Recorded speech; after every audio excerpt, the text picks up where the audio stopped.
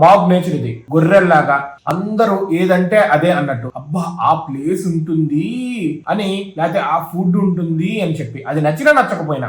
ఈ మధ్య లక్కీగా ఈ ట్రావెల్ ఇన్ఫ్లుయెన్సర్స్ కావచ్చు, రివ్యూవర్స్ కావచ్చు, వీళ్ళందరూ వచ్చి కరెక్ట్ రివ్యూస్ ఇవ్వడం మొదలు పెట్టారు. బట్ మనీ ఇస్తున్నారని చెప్తే రెస్టారెంట్స్ కి వెళ్తున్నారు, రాంగ్ రివ్యూస్ ఇస్తా ఉన్నారు. But you know at the end of the day ఎవరైతే కరెక్ట్ గా ఇస్తూ ఉంటారో వాళ్ళకి ఫాలోవర్స్ కానీ జెన్యూనిటీ పెరుగుతూ ఉంటుంది. సో ఇప్పుడు లైక్ యూనో మనకి ఏంటంటే, అరే అక్కడ ప్లేస్ కి వెళ్తే చాలా బాగుంటుంది, ఈ ఫుడ్ చాలా బాగుంటుంది, లేకపోతే ఈ ఐటమ్ చాలా బాగుంటుంది అని చెప్పి మనకి ఆన్లైన్ లో కానీ ఆర్ఎల్స్ బయట వీడియోస్ ఇవన్నీ చూసి వెళ్ళిపోయిన తర్వాత బాగోకపోయినా మనం పక్కన వాళ్ళకి చెప్పేటప్పుడు ఎలా ఉంటుందంటే, ఎదవైపోయామే, అరే ఇన్ని డబ్బులు అయిపోయినాయి, లేకపోతే వీళ్ళందరి ముందు చులకనైపోతామే, వీళ్ళందరూ నవ్వుతారే అని చెప్పి చాలా బాగుంది ఫేక్ గా నివసిస్తూ ఉంటారు. ఈ Facebook and Instagram and you know ఈ సోషల్ మీడియా అనే వరల్డ్ లోనే ఉంటారు. అది నిజము అని చెప్తే వాళ్ళు తక్కువైపోతారు, అది నిజము అని తెలిస్తే అంటే వాళ్ళ డబ్బులు వేస్ట్ అయిపోయినాయి, లేదా వాళ్ళ టైం వేస్ట్ అయిపోయింది, లేకపోతే వాళ్ళ ఎక్స్పీరియన్స్ అనేది వేస్ట్ అయిపోయింది అంటే వాళ్ళు తక్కువ అయిపోతారు, చిన్నపోతారు అని చెప్పి,